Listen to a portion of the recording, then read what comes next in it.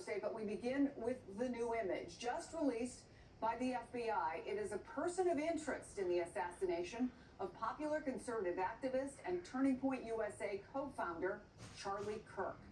Salt Lake City's FBI posting, "We are asking for the public's help identifying this person of interest in connection with the fatal shooting of Charlie Kirk at Utah Valley University.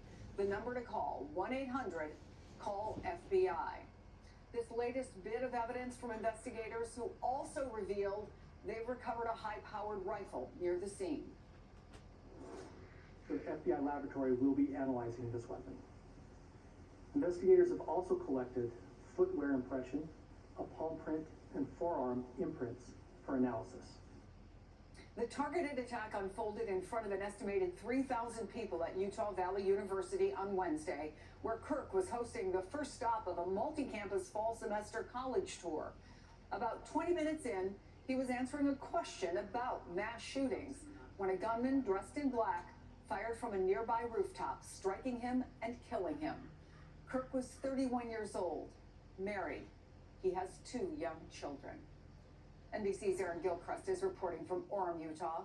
Also with me, former FBI supervisor and MSNBC national security and intelligence analyst Rob D'Amico, retired U.S. Secret Service Supervisory Special Agent Robert McDonald, and here with me in studio, NBC News national law enforcement and intelligence analyst Tom Winter. Investigators, Tom, say they are confident in their ability to track down the killer.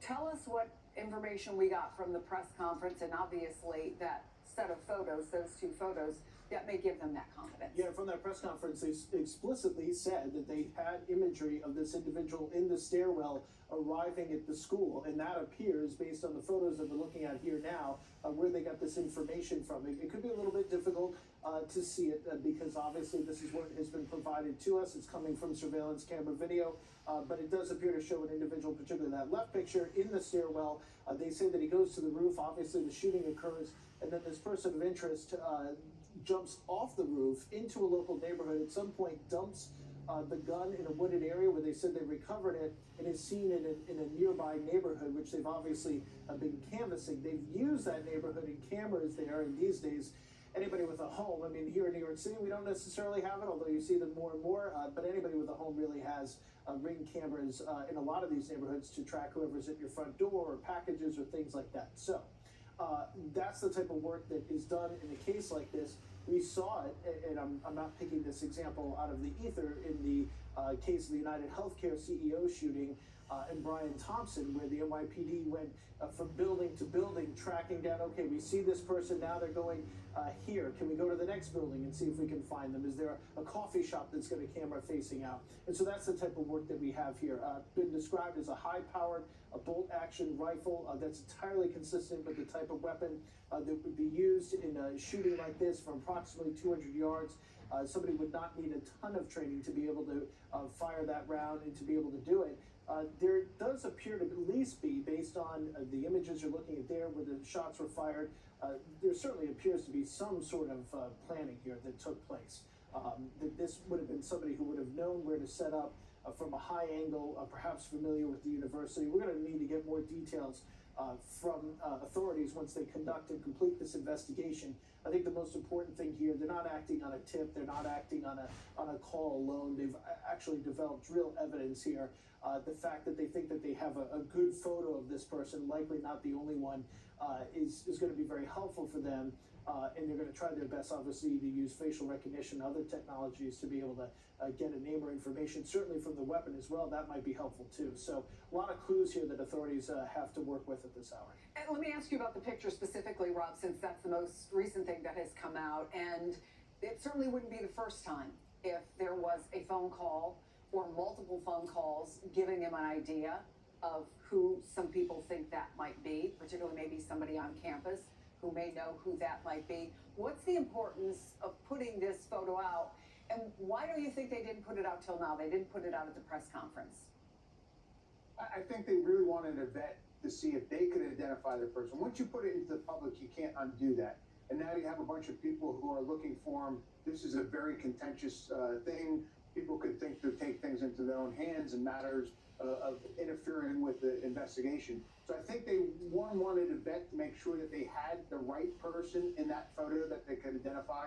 I think they tried to use their systems to try to identify him, their photo facial recognition, to see if they could identify him before, in fact, they went to the public. And then at that point, I think they probably figured out the pictures are not enough granularity to do facial recognition through their systems, that they were going to now ask the public.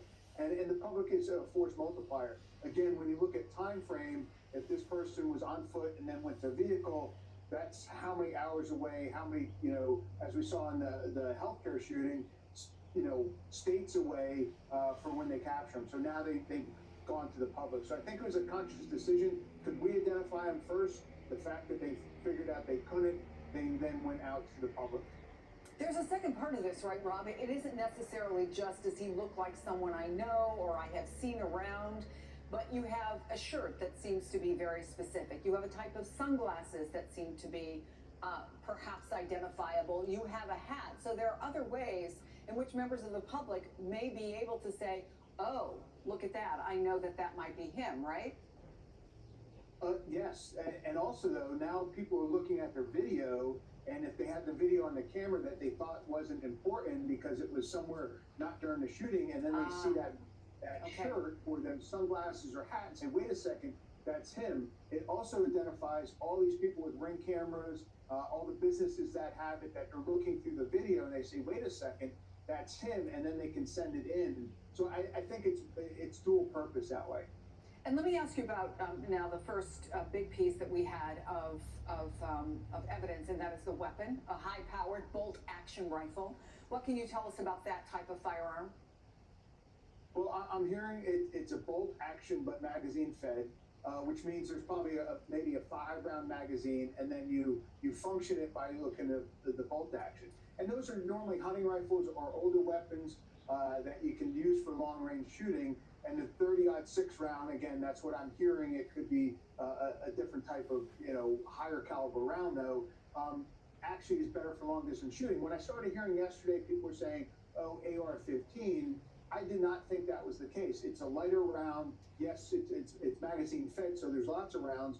But the fact that one shot was taken at a distance over 200 yards, not that a 5.56 can't do that damage, but this round is a lot steadier through the air.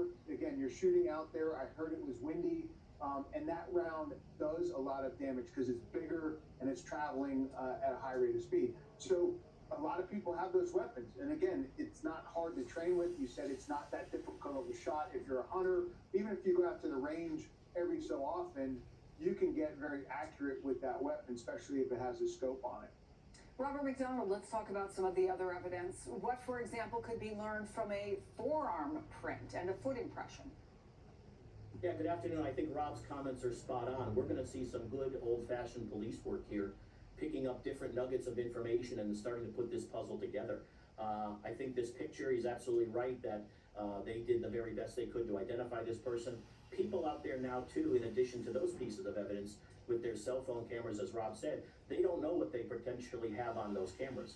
So by piecing together all those different videos to try to see this person in action or setting up or escaping is going to probably put us in a good light to try to get him pretty soon and figure out exactly who he is and where he went after those shots rang out yesterday. Well, let's talk about some of that other evidence that they have. As I mentioned, there was a forearm print, a foot impression. I mean, those of us who have watched CSI, which seems to be most of the country, looking for a particular type of shoe. Did that person own that type of shoe? What are the other things that are going on right now in terms of the investigation that we might not be thinking of? Well, you're going to be talking to friends, family of who we think this person may be, if they have that at this point. Talking to other people in and around the area that were there yesterday on the college campus, trying to figure out what happened here and how it actually happened. And are we going to find that one piece of information from someone who may not know that they have it that will get us put in the right direction? I think you're going to see a lot of personnel and assets working on this, taking all those nuggets of information, putting them together, communicating all the different agencies that are involved, and hopefully getting us pointed in the right direction, getting that one